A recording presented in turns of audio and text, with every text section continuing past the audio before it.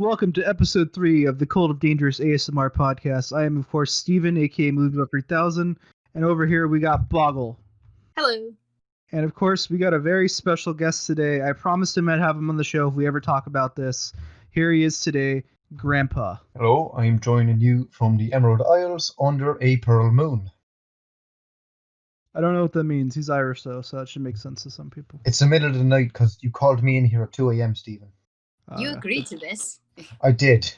I really did. As far as you know. Ironically, I don't even think at the time we're recording this, even though it's late, the episode is even up yet. I don't think it is either. I haven't gotten a notification. Although of how inconsistently I upload these, I guess it's not really an issue. Yeah, the audio will be out by the time this is up. Yeah, definitely. Unless I just somehow get this all edited in 2 hours and she still doesn't do it. It'll be up at the time. Introduce yourself a little bit, Grandpa. Kind of like tell everybody like who you are and what dangerous means to you and stuff like that.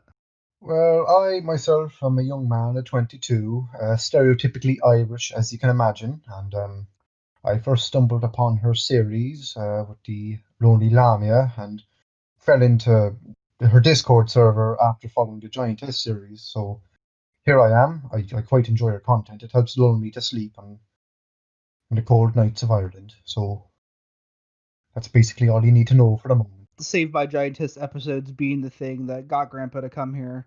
I felt that he should join us for this very special episode because this is our first ever series spotlight because we finally have a Dangerous ASMR series that has an ending, like a definitive ending. At least for now, because the author did say he would not be opposed to future one-shots of the characters, which means you might get a sequel series. Yeah. And I'm giddy about that. I mean, I'm okay with one-shots, but I swear to God, if it's just like, yeah, we're continuing the series, I'm like, no, I like endings. I like conclusions. I like to know that the series is a beginning, middle, and end. I hate endings. So I will say, they still left that huge hole of like where the heck we are. I was surprised that wasn't. Yeah. Anyways.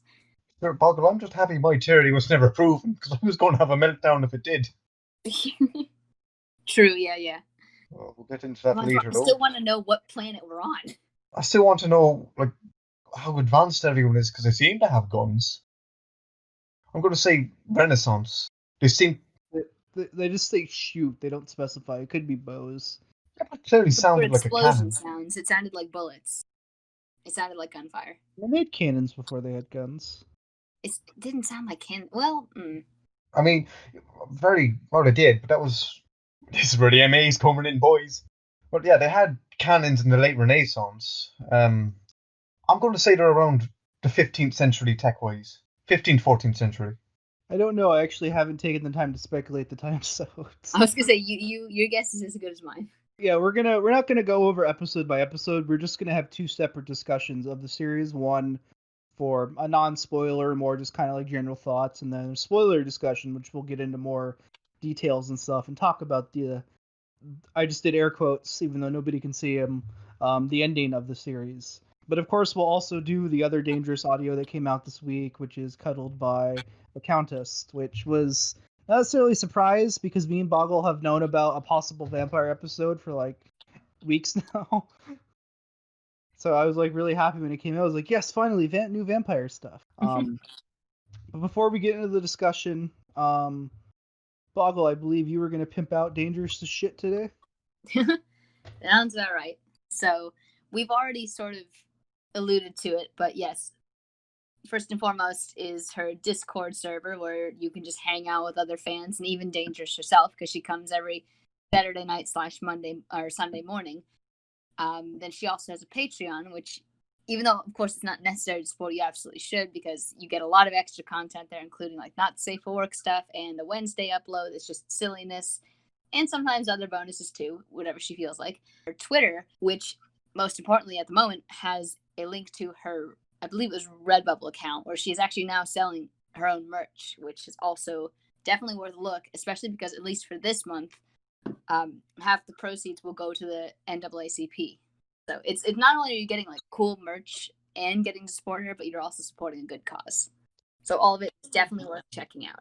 On to our first discussion of today, Cuddled by the Countess, which is not necessarily a series of videos, but she has done different types of Cuddled by, specifically Cuddled by Alpha or the Tsundere Werewolf, or Cuddled by the Neko.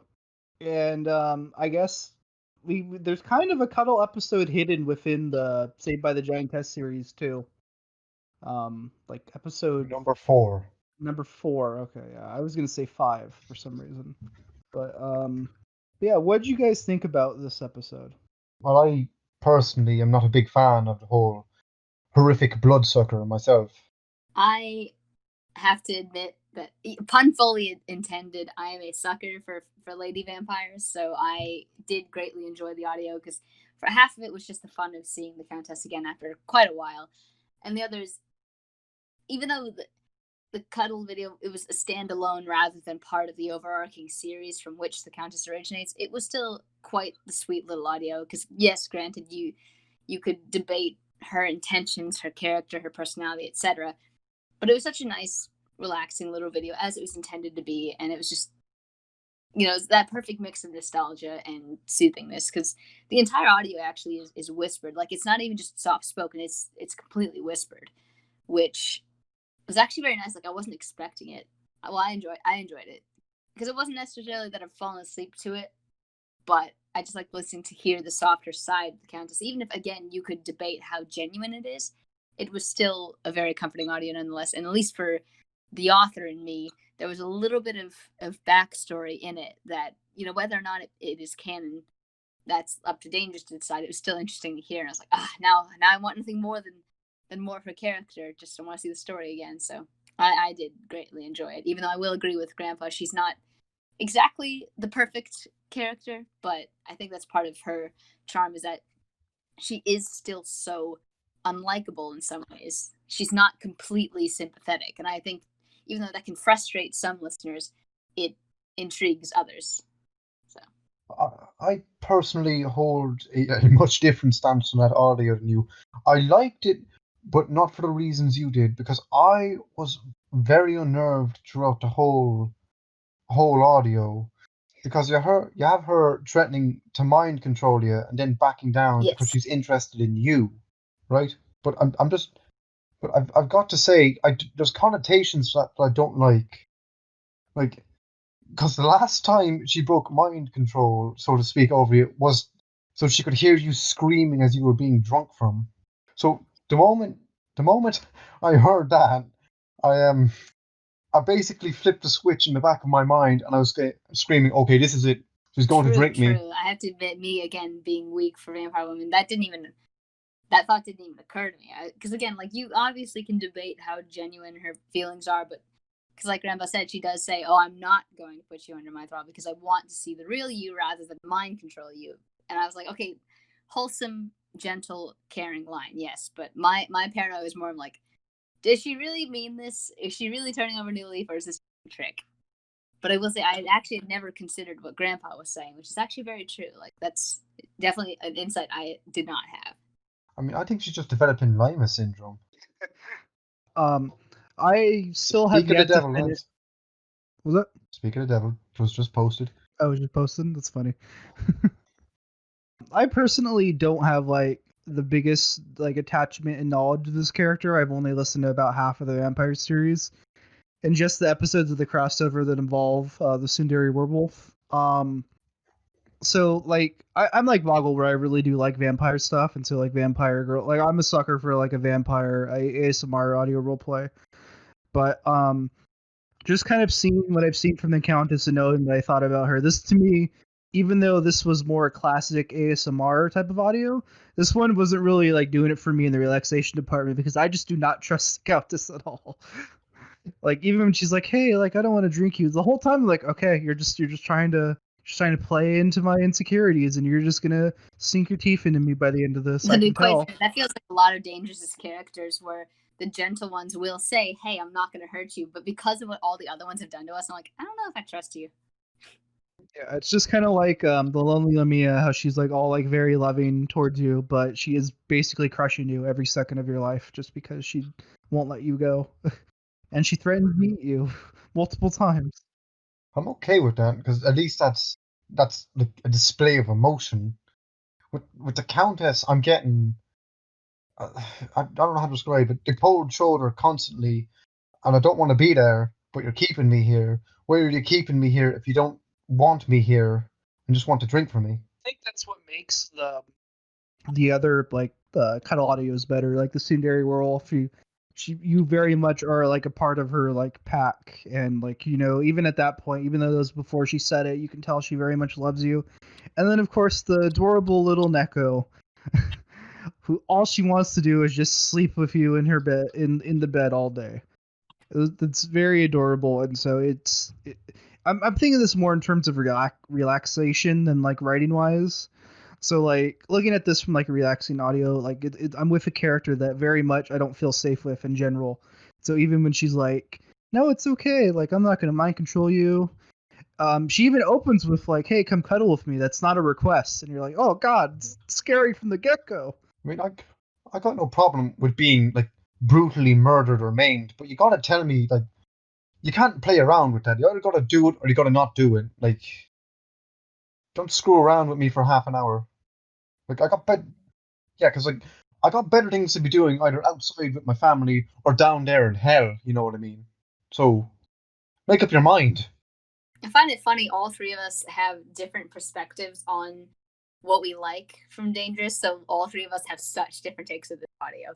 Because it's obvious these two guys here prefer the softer stuff, whereas even though, yes, I will gladly agree with them that the Countess is quite untrustworthy, I found it intriguing, but they obviously have a preference for the softer stuff. And not only that, but when we're here talking about any relaxation value, I found the voice to be and the whispers to be quite soothing. But the weird thing for me is I've never been able to sleep to talking audios. So even though I like this from a neutral standpoint of yes, it was nice whispering, I wasn't able to fall asleep to it. And like Stephen and Grandpa both said, admittedly, if you know what the Countess is like, the softness might actually come as more creepy than anything as opposed to relaxing. It almost is the opposite. So it's interesting how all three of us have wildly different insights on all different aspects of this audio. Got a lot of good opinions this week, folks. I mean, my preferred series is actually the Yandere ones. I like being desired, if you know what I mean. Like, yeah, same. It feels good, I suppose. Like close second probably to the Giantess series for me is probably the Yandere series where I'm chained up in someone's basement. The original. The original. No, it's actually Yandere Werewolf. Then that. She's not. Wait, which Yandere werewolf? The actual Yandere werewolf, or The the one actual that's Yandere Werewolf. The Okay. actual one. Yeah, I think that's funny that like Alpha is like such not a Yandere that she just went ahead and made another Yandere series, Yandere werewolf Now series. the real Yandere werewolf has finally arrived. That's why I joke we should have had this character be a tsundere that turns into Yandere to balance out Alpha. To give Dangerous some praise with this though, like I do like her performance as the Countess, even if she's not like a character like I trust. Which, to be fair, in her audios, I don't even think we're supposed to trust her, but it is still a good character, and it was nice to hear this character again. I kind of consider like the crossover characters to be like the main characters of like the Dangerverse, so it's always nice to see like more of them in like audios again, especially because we don't know when the heck we're getting the next crossover episode, or if we're even getting like season 2 of her own series or anything like that. Wink, wink, nudge, nudge. Can you guys guess what we want to hear next? Yeah. Yeah, because that's another thing too. Like, I agree with what Steven said, where it feels like, yeah, they are the main characters of this channel, because another thing too, they are Dangerous' characters. These aren't things that somebody else wrote for her. These are her own. And so that, to me, I think makes them more special and personal and interesting. And that's not to say that people who have created characters that Dangerous has played, I'm not saying they're somehow subpar, but like Steven said, the heart of this channel is Dangerous herself. And these are the characters that she's written, and these are the ones that have been there almost from the beginning, to be honest. I'm pretty sure the very first episode with the Countess was like the third video she ever released. So it's like, going back to your roots. So seeing them again is like, throwback. This is, this is exciting. This is what we were here for. So I definitely also am hoping to see more of them soon. It's the longest standing series, and arguably, if you count the other series which crosses over with videos, into the whole, it's technically the longest series, I suppose. Yeah, that too. I mean, it's still not finished. One day we will get the finish, and I will cry because I will be sad. Well, she kept hinting at a season 2, so we'll see. It won't be over. I think it's gonna be funny if it comes out and it finishes. We're just like, what the heck? That's the ending. Wow, you might as well have not even finished it, just to keep going of how fickle fans we are. Yes. Stephen, I'm not that fickle now. I know what I like, and I like what I know. We'll see. What's that supposed to mean? The ficklest ones are the ones who say they're not fickle. So wait, by extension, that means if me and Boggle claim to be fickle, that means we're actually not fickle. Which makes No, it us sounds fickle to me- because if you think about it, the definition of fickle is going back and forth essentially, which is what we're doing right now. So it fits. Well, listen, it sounds to me like you two are just trying to justify yourselves by picking on the guest here. Yep, that too. A little bit. Any last words on the Cuddled by the Countess audio? I don't trust her, and I don't think anyone should. She's a good character, like, well written, but her motivations seem to be She's fickle. enigmatic. So I just want to point out she murdered a man at least an hour before she came to you, so. And possibly a dog. And possibly a dog. Well, she did kill a dog, and I'm still mad about that. But, like, you can't come to me after drinking a man to death who, like, in the middle of the town I come from. I ought to have known that guy. Like, Hey, I might have known that guy. You can't do that. Like, I don't like it when I keep hearing, yeah, I love you. Also, I killed a random guy in the town.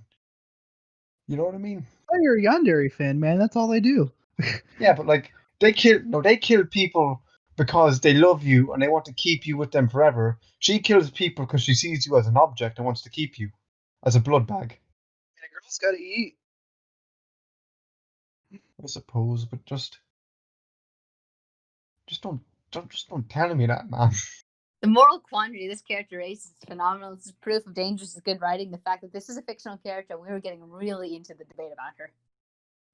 I mean, yeah. You guys can't even deny it. I mean, I'm not saying she's not well written. I'm just saying that Yeah, I think the fact that she is so controversial only adds to how well, like, that's testament to how well she's been written. The fact that, it's so hard to truly sympathize with her, even though that's the direction we're going in, and that's what I like, is the fact that you manage to keep the unsympathetic parts about her, despite the obvious transition, or at least that's the way it seems heading. Maybe it'll ultimately be subverted, but only time will tell. In many ways, I do sympathize with her plight, because I've just come up with this now, actually. Maybe she's using the listener as some way to cling to her last vestiges of humanity. Because she says that when she's with him, that she almost remembers when she was human. Yeah, I definitely, that's the impression I get from her. It's just her being a vampire and all, it's really hard to, like, have, like, morals and proper emotions. But I do have to say, like, the Countess is, like, a really good, like, I don't know if she's necessarily an anti-hero, but I guess a villain protagonist. Yeah. Because I was going to actually say, like, Grandpa, that's a good point. I think about that line, I'm like, so now, to complicate matters further, does she really love us? Or does she just love us for what we remind her of? And it's not necessarily us as a person, but like she said, when I'm with you, I feel like I remember what it is like to be a human again. It's like, oh, so what you care about is not necessarily me as a person, but what I can do for you. What I can, like a more emotional version of a blood bag. She still is only interested in what we have to offer, what we can remind her of, what we do for her, rather than like ourselves as a person. Even that is like, I understand. Yeah, it sucks being, again, pun intended, it sucks being a vampire, but because she hints that in another episode where she basically says, yeah, it's weird being undead because in some ways I would not go back, but in other ways, yes, I would. And I was like, I think that sums it up very well. But yeah, that's the interesting part, is then you think, how emotionally and socially stunted is she just because of what she is? Like, how hard it is for her to, like, have any sort of relationship with anything or anyone just by proxy of being an immortal undead creature that most people would run away from. When I think of the Countess, I have two prevailing emotions. I have intense rage and hatred for what she's done to the listener and what she continues to do. And I have an enormous amount of pity for her Because she clearly didn't want to be a vampire to begin with, and you have to wonder at what point is just like what she is slowly overriding her moral consciousness. Exactly. Like, this is why I do classify her as one of my favorite characters, because she is so well written. She's tragic when you think about it. Yeah. And yet she still retains a despicable edge, which is good, despite all the tragedy. At the same time, that fine line between you pity her and you hate her is like, it's so good. And one final note, Carmelina's better. All right, moving on. I would fight her. Hang on, hold on a sec. No, I'm just kidding. Hold on there one moment, yeah. Now on to the meat of the episode. The whole reason my grandpa's here, and yeah, this was like, this happened like so late in the week. I mean, literally yesterday. That I was just planning on having I didn't even know what we were gonna have for like the subject today. But as soon as this dropped, I was like, okay, we need an entire episode on this series, because this is a really good series, and the fact that like there's an ending now, this is like really big. Like, I was super excited when I saw like finale. I was like, holy shit, like it happened. So yeah, let's get into the Saved by Giantess series. What do you guys think about this series? I love it. It is by far my favorite series on the channel, and if anyone says it's not the best shit, I will murder you. Your thoughts? My thoughts, I guess, I also really enjoyed the series. I thought the characters were really sweet. They had excellent banter and dialogue. The plot and setting were really good. It was definitely an awesome story. And I was also surprised when I saw a finale, because not only was it the sense of disbelief of like, holy crap, as of right now, this is the first truly completed series on this channel. Because sure, you could argue, what about the original Yandere? It was like, that was just like, technically, yes, that's over. But if you remember, guys, it had those two branching paths, which implied the story was not over, but rather entered a season 2, and that one still has not been completed. So, yeah, it seems like as of right now, this series is the first officially completed one on the channel, which is pretty big. But I have to say, for me personally, I also felt like it was very sudden. Like, I'm not saying the ending was bad, but more of like, I was not expecting to see part 7 be the end. I thought we'd get to learn more about the backstory of the world in which we were, and kind of like, because you guys remember the past episode, that, you know, big reveal about our location. I'm surprised that was never. I thought that was going to be explored much deeper, but it really wasn't, which is okay. I'm not criticizing that, but that's why I was so surprised when I saw this was the last part. But it's still excellent, very well done, very good series. I always thought it was going to be like it was going to do this, and then we'd be okay. Now there's a part where we're traveling. Now we're settling in, and then something bad happens to the listener, and you know something like that was going to happen. It was kind of a shock to the system to see it. Actually, shock to the system.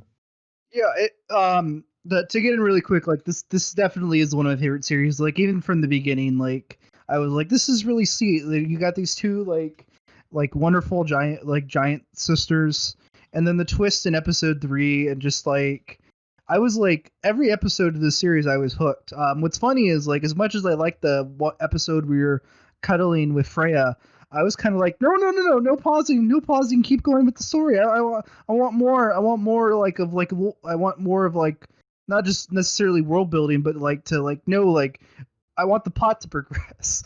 But I actually listened to every episode today. Like, I spent most of my day like on my phone listening to my downloaded episodes, and so I kind of gained a new appreciation of everything again. But yeah, it's weird because there's like a lot of setup, and like when it concludes, you're just like, oh wow, okay, that I wasn't expecting that, because you go ahead, Grandma. Well, there's a lot to go on. Like you've been given a vast pile of lore, we'll say, about the world, the people in it, and the actions the two have undertaken. I was fully expecting to see like actions of their past come to meet us in the future, if you know what I mean. Yeah. Or like I was expecting, like, they brought up, like, you know, there's all these monsters and there's orcs and stuff like that, and they've done all these things. It's like, okay, is this leading to a battle or something where they have to protect the listener or something like that? But it's like, nope. In the end, this was just a really nice story in like a really cool world. We'll get in a little bit more of like the spoilers and stuff like that, but like, Yeah, this is in the end, this is just like a really nice and sweet series with like a lot of cool like backstory and like rounded characters and stuff like that. Oh yeah, it was definitely, that's what I find interesting is I feel like there were so many opportunities for it to go bigger, and so that's what we were all expecting. So for it to stay mostly mundane, for lack of a better word, was surprising, but at the same time almost kind of refreshing because it's like for once a story that wasn't diving too deep into its own lore, but instead, even though there's a lot that could have been expanded upon, it did keep fairly simple and sweet despite the. Because yeah, obviously there were long episodes and we got a good chunk of backstory, but it was like we were saying again, there was a lot of things that were referenced that could have easily spiraled into other sagas, but ultimately they didn't. The author chose not to explore those routes, but instead focus on the sisters and us. And I think even though it does leave a lot of questions unanswered, there was something kind of refreshing about that simplicity and focus. Indeed, and well, just the ending is open-ended enough that that if my poor, broken down hope stands true, that there may be like at least the short sequels that he was talking about. But like maybe they'll touch on some of that in the sequels or the whatnot, or like if he does them, if he chooses to do them, because it's not a guarantee. But maybe that's an option. Now the the story is surprisingly simple when you come down to it, and there's a lot of branching paths. So like we could go this way, we could go that way, but we'll stay on the straight and narrow, and we'll see what happens. You know what I mean? Do you guys have a specific favorite episode? I believe it's number 4. The Cuddles one? Yes, number 3 and number 4 actually. Yeah. The two of them together. I listened to them all, like basically listened to them all at once, so I can't remember exactly which episode was, but the one where like Astrid and Freya are like training, that's probably my favorite episode. 6. That's episode 6. I was gonna say, I think that was Okay. the one before this one, yeah. Because I'm in the same boat where I can't quite remember where each one ended and where each one started. But yes, I also think my favorite one was that one because it was so lighthearted compared to some of the previous episodes. And again, like I was saying, the dialogue and the banter between the sisters is like so funny and perfect. So that was probably also my favorite episode. Yeah, for me, it's definitely the banter just of them two like being together. You don't like get a lot of like the two sisters talking to each other after like the first episode. It's mainly just a sister interacts with the listener for the episode. So it was nice to kind of just see them kind of go back and forth with each other. I really liked the relationship.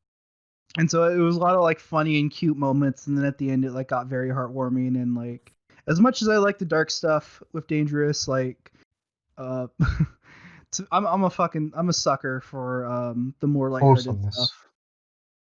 Yeah, the wholesomeness of the wholesomeness side of Dangerous. People still can't agree how tall they am. Yeah, that's another thing too. Is like I thought they were like action figure size. Like let's say they're 6 foot, and then the listener is like 6 inches. Like I was thinking like that, like 10%. But like, and then they bathe in a teacup, I think, or like a bowl. And so that kind of lends, but like how like the listener like hugs Freya's leg in like the last episode. So I was like, okay, are they a little bit bigger then? Are they like 20%? Are they like 15%? It's like I don't know. And then the author hasn't given any indication about it. So I guess it's just up to speculation, but I think they're like action figure size compared to like a normal person, honestly. Let's go with Lego man size personally. Oh, I think they're way bigger than a minifigure. I could see it working out. Yeah. I think that'd be a little bit too like if I don't, because now I'm trying to think like would a minifig fit in a woman's boob and stay there? Let me go get an action figure. We'll test this out. I'm just kidding. All right, yeah, we'll pause the podcast, Boggle. I'll get a size comparison chart. Hold on. Oh yeah, we'll show it to everybody. Yeah, we'll send pics for proof. Yeah. But Yeah, I'm sitting on action figure size. What do you? And then you think minifig. What do you think, Boggle? I'm probably closer to action figure side. Like, oh, okay, so I have the same train of thought where I feel like it's a bit of both. I assumed at first that it was like Steven said, the ratio of an action figure to a human. I thought was the ratio of the to the giantess, but just listening to the audios and trying to figure their height based on what they're capable of, I'm not sure. Because first of all, to me, it's not even what is the ratio difference between us and them. It's more just how big are they? Because at first I was figuring, yeah, maybe just say 12 feet ish. That's tall, obviously, but the fact that at one point it seems like they're capable of almost basically yeeting a tree. It's like, wait, how big are they if they're able to do that easily? Because I think they may be bigger than I thought they were, which would make the height difference between them and us even more drastic, and it may very well wind up to the whole closer to what Grandpa was saying, with it being more like a Lego figure rather than a large action figure. That just seems so impossibly small. Maybe they're King Kong size. I was just thinking about that right now. Like King Kong could carry I don't remember the lead woman's name. I haven't seen King Kong in like And it was 15 years. and something. I would imagine a listener would be slightly smaller than that. Maybe okay, maybe about the size of your two index fingers put together. Like I'd imagine them to be roughly that size. So you think it's like Gulliver's Travel, basically? Gulliver's Travel's a good approximation. But I guess that is the biggest mystery of the series. How tall are they? We'll never know. I mean, I'm okay with that. It allows me to interpret it in my psyche there. Do either of you have a favorite sister? Right. I think it's Freya for me too. Boggle, do you want to be different? I honestly, I like them both, and I don't think there was anything in particular that made one stand out over the other. I liked them both, to be honest. I know it's a boring answer, guys, but I really don't know if I could pick a favorite. Maybe if I re-listen to the series, I could, but I'm just not sure. They were both wonderful, in my opinion. They both brought something different that you'll like one of them for, like, for me, why I like Freya was kind of her caring nature, as well as, like, I think it was, I don't remember which episode it was, but it was one of the longer ones where it went into her backstory at that point when she basically demolished an entire village in her age. Like, that was quite a serious and dark moment for the series, but it just made me appreciate Freya's character because of what it resulted in. But then with Astrid being the more playful, teasing one, like continually joking with Freya about being in love with the listener, and even in the last episode, when they go on one of their adventures, the way Astrid carries herself throughout that adventure is just very funny. So Astrid's good for the humor, whereas Freya's good for the art. So it's like a bit of both. I don't know if I could pick a favorite. Dangerous really got like the perfect voices for both of them, because you can kind of figure out what characters they are like even before like you really start getting into like their distinct personalities and like kind of like how they react to situations and like certain stories about their backstory. So I definitely have to give Dangerous props for like her voices. This is like some of her best voice work, honestly. It's marvelous. It's simply marvelous. Pulling off two separate but distinct voices, and then with one of the voices making a mockery of the other one that's something. I'll tell you that much. That was like my favorite part when Astrid just mimicked Freya, and I'm like, that's kind of cheating because they're voiced by the same person, but still, it was really good because it wasn't quite Freya's voice, so that's what kind of like sold it to me as like, okay, that's Astrid doing it because it's not quite Freya. It's like a bit more goofier and over the top than Freya usually does it. Yeah. Shall we discuss? Well, shall I talk about the Terry Boggle?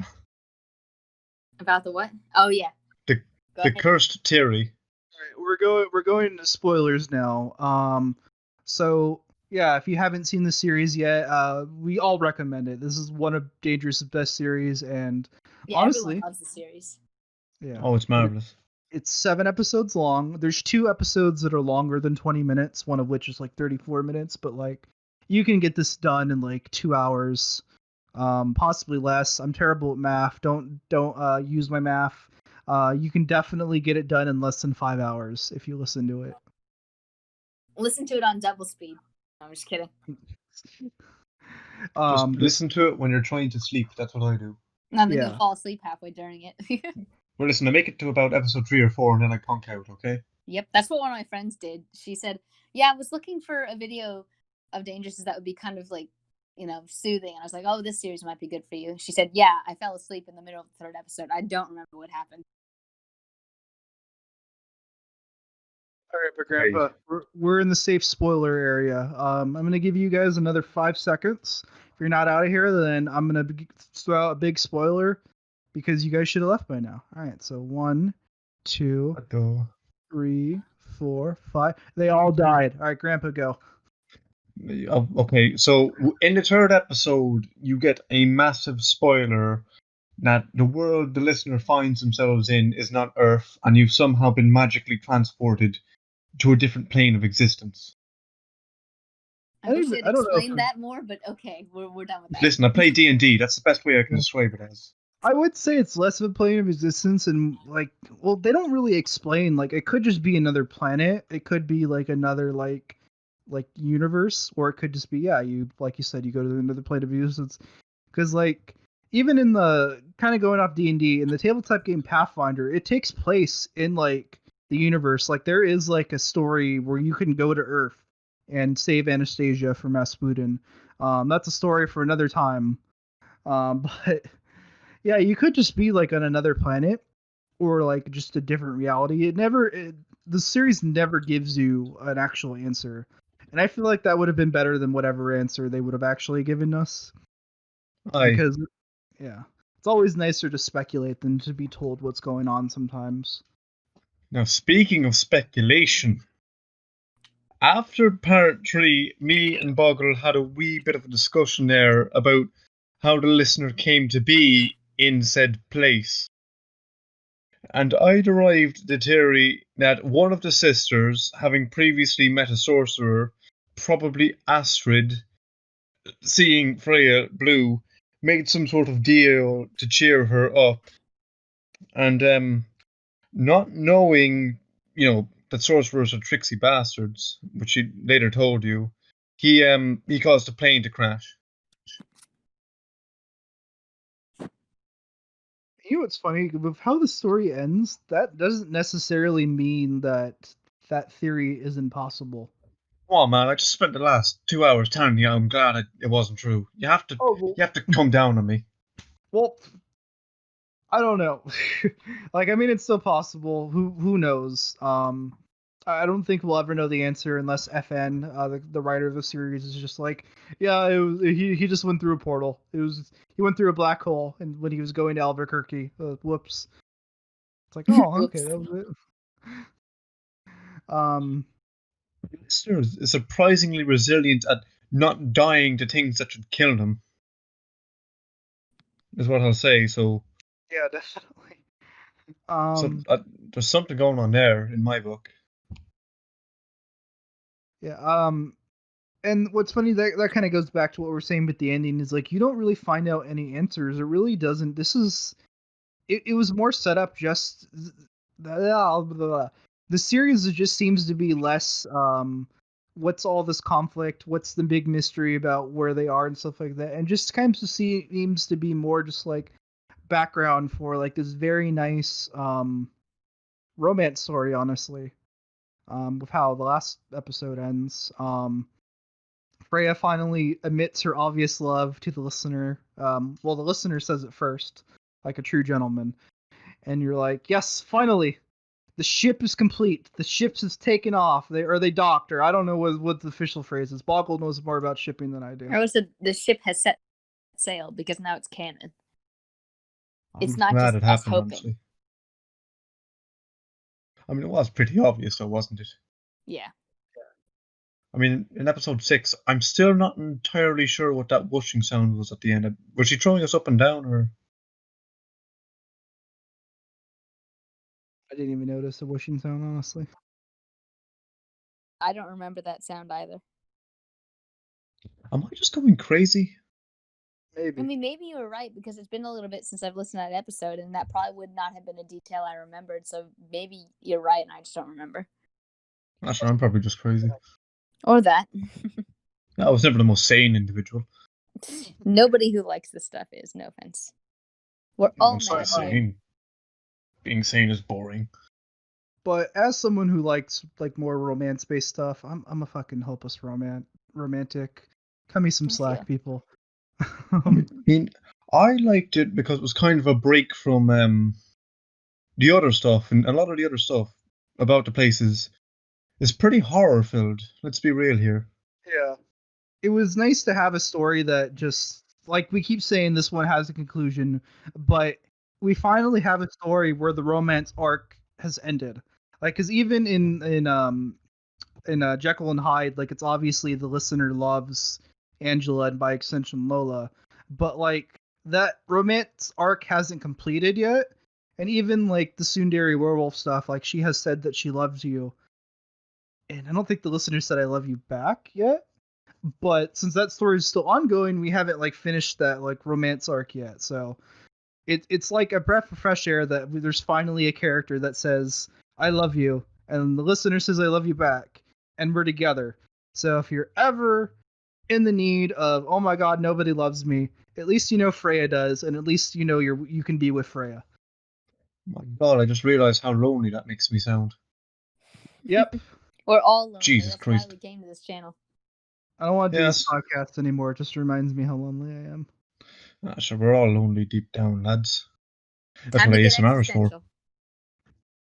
So, yeah, kind of going back to like being like not necessarily confused, but thinking it's strange that there's no conflict. There was like so much stuff set up. There was like, oh, these orcs that like basically tried to like trap the giantess and kill them, and then like the human slavers and stuff like that. You're just like, okay, what's gonna happen? Where's the conflict coming? And then there's no conflict. Everybody gets what they want.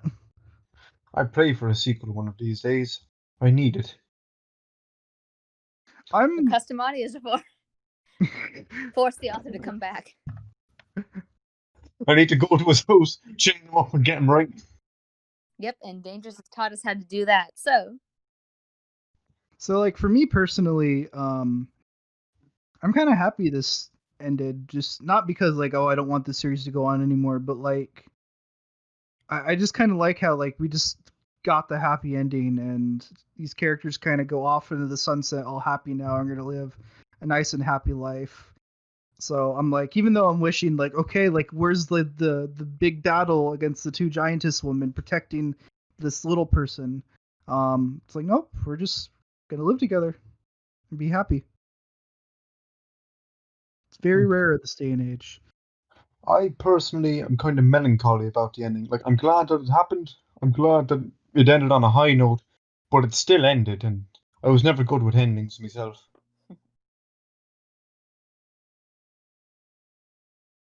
Oh, but what can you do, lads? What can you do? hope that there'll be more. What do you think about the ending, Boggle?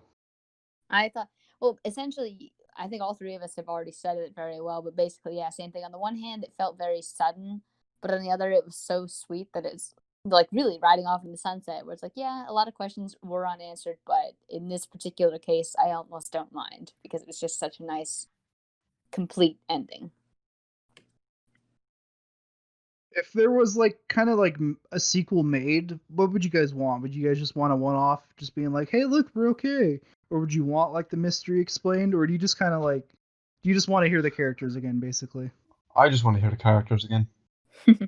Same, to be honest. Because of course, I would like to know a lot of the stuff that was glossed over, but I'm not demanding an entire second season. I'd be content with just maybe a one-off just to check in and see him again. Well, it's not fair to the man another season. Like the man or exactly, yeah. lady, like he chose I'm not, to end the series for a reason, so that's why I said I wouldn't feel right being like, "Well, write another one," and you weren't finished, So that's why I said I'd be okay with just another one in the far future. It's just like a nice little, hey, we're still here, Even if it doesn't go to the depths of like, oh, here's season 2, let me tell you everything. I mean, personally, I'm holding out hope that maybe, I don't know, 3 or 4 years down the line we get something, because I'm a patient son of a bitch. But when you when you study history, you got to be a patient son of a bitch. I like how your idea of 3 or 4 years is impatient. I can barely wait 3 or 4 days for the next upload. Listen, Jesus, Boggle, like, it's not that hard to wait a few years for something. Oh, yes, it is. I had to wait 8 years to see the Avengers fight Thanos, so I still haven't seen that. patient. I've been meaning to, but it's on kind of a long list of stuff I want to do. I hope that means the rest of the Marvel movies. I want to see Ant-Man and Wasp, basically, and then I'll get to it eventually. Yeah, it's like I really want to see Avengers Endgame. Okay, which MCU movies have you seen? Iron Man. Okay, what else? No, just Iron Man. Like, okay, so you have 21 more movies to go before you get to Endgame, I guess. I mean, I've seen a fair few of them, actually, thinking on, but we're getting off topic anyway. But yeah, I'd be more than willing to wait. Hell, I'd be willing to wait a bloody decade if I had to. You cannot understand how patient I am. Cannot relate. So yeah, FN, if you somehow ever hear this, we all agree, and a lot of people agree. You made probably one of the best Dangerous series, and you also have the honor of being the first author to finish a Dangerous series. You're also my favourite author, lad. You've done a marvellous job. It is the end of an epoch, lads. It is both a glorious thing and a dark day. But that's how it is. For something to be meaningful, I suppose, it has to end at some point. And I guess it was just time. Remember, just on the side note here, I want to channel. Do you remember the Yandere Ghost Girl? That was a weird one because it wasn't really Yandere. That was definitely because the first part was like low key wholesome, despite being We're gonna murdery. fucking Then 2 torture and 3 you. were just like huge tonal shift, and I was like, dude, I want to see where this goes, and that's another example of a dead series. I'm like, Sure, listen, I still reserve hope that we'll see more of the twin sisters. If we don't, well, not twin, that we see more of the sisters. If we don't, well, I've always got my imagination, I suppose, as poor as that is. But, yeah. that's all you got, to be honest. Yeah. Yeah, the series itself was very special to me, though, because, as I said, it got me into the Discord server, and I met all you wonderful fellas, and Boggle. And Boggle. And Boggle, I can't call you a fellow now, can I? Oh, I thought you were referring to the wonderful part, like all these wonderful people and Boggle, which I would agree with. I'm just here. No, it's just, I don't know how to describe it. It's like when you get into something initially, like, and you have kind of an introductory phase of something, if you know what I mean. Like, it's like that's ending, and I'm now in the shit, if you know what I mean.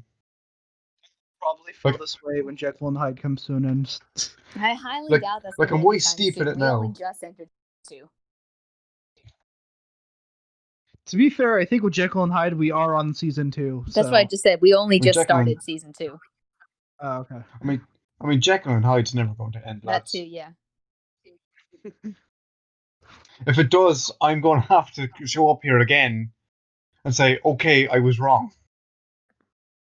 I will remember that when we're interviewing Todd. I'll be like, "Hey, we need to get Grandpa really quick," and it's just going to be you saying like, "I just want to let you know, Todd, I was very wrong," and then you hang up.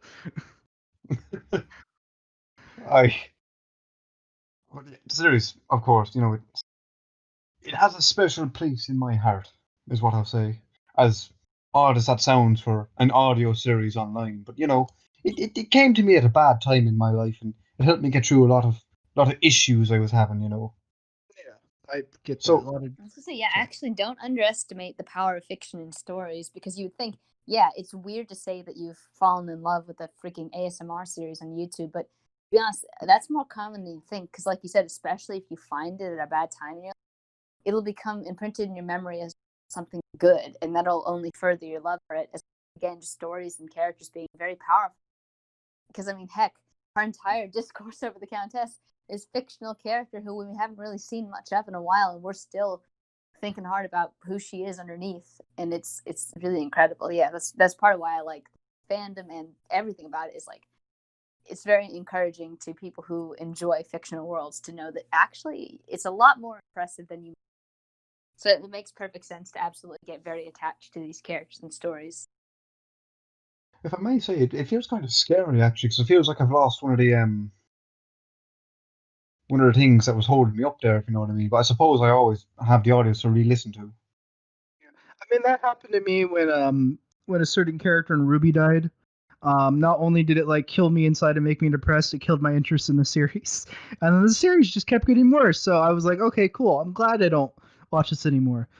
Sorry, I had to do a little Ruby rant really quick, but yeah, I get you. Losing a character can affect you in real life if you really enjoy them, and they're like you said, have a special place in your heart. But that's the thing about fictional media is it's never going anywhere. You can always go back and start the journey again. Aye, but it's the fear that the journey must end that bothers me, Stephen. I mean, everything needs to come to an end at some point, but thank you for coming. I know you practically begged us to come on, but thank you so Stephen, much for coming. Let's be real here. You need me to get your viewership up because everybody loves the Irishman. Yes, they do. We'll get them for our tags of one.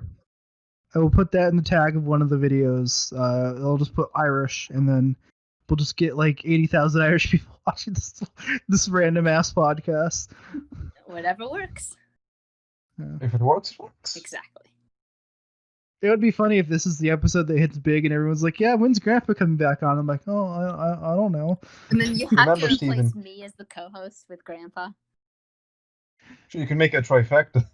It would just be funny if nobody likes me. It's like, okay, well, I guess I'll just produce the podcast. No, you'll and be you the guys editor, record. but Grandpa and I will be the voice. This is totally our podcast. We're totally not making Steven our slave editor who does all the hard work but never shows up in the podcast because nobody likes him. It's just Grandpa and I. I mean, it's not like I keep him chained up in the Americas with a gun pointed at the back of his head, threatening to kill him if he doesn't keep making the podcast for me. It's totally not like we steal all the credit from him and say it's totally just Boggle and Grandpa. I totally forget about the fact that Steven's doing all the hard work. Oh, thanks for having me anyway, lads. The series was one hell of a ride. It was. Ironically, it came out the day before I got the green light to complete my thesis. So sweet. So that's something, I suppose. I guess it's kind of the point is there's a big sense of finality in my life right now, I suppose. Well, at least you got a happy ending with this. Yeah, I suppose. Yeah, and until they make a sequel, that can't be taken away. And then I guess if they do take that away in the sequel, you can just disregard the sequel. Sure. Well, right. If they make a sequel. Yeah. And that's a big if, because I don't want to ask the man to make a sequel now, because if he's not interested, then so be it, because he's done his duty. Well, not his duty. He's done something that's made me very happy, so to speak. Game of Thrones. I was going to quote Game of Thrones, but then I remembered I don't like Game of Thrones anymore, so I'm not going to do that. That one was, so instead, was not a good ending. I don't even watch the show, even I know that. Yeah, if you want to watch Game of Thrones, watch the first 4 seasons, then come and listen to this series, so that way you have something with a good ending. Boggle, like always, I'm glad you're here, and Grandpa, thank you so much for coming today. Next week, I guess we'll have to have you back whenever we do a Yandere Giantess spotlight episode. All right. And on that note, I do not know what's coming out next week. None of us do, so it'll be a surprise. So episode 4 will be a surprise because, like I said, I didn't know what was coming out. I didn't know we were going to be doing this until yesterday. Yeah, we're always making this stuff up as we go along, guys. It's not very professional. We're unprofessional and we're the worst fans ever, and we still don't even have a closing catchphrase. So I'm just going to end the podcast here. We kind of do. Yeah. Sure, I'll give you one there, Stephen. Just give me 1 second. By the grace of the Emerald Isle, I wish you well. That's only going to work for you, Grandpa. Yeah, that doesn't work do for the entire. Unless Stephen realizes God bless make sign off for you. You know what? I'll just randomly cut off the podcast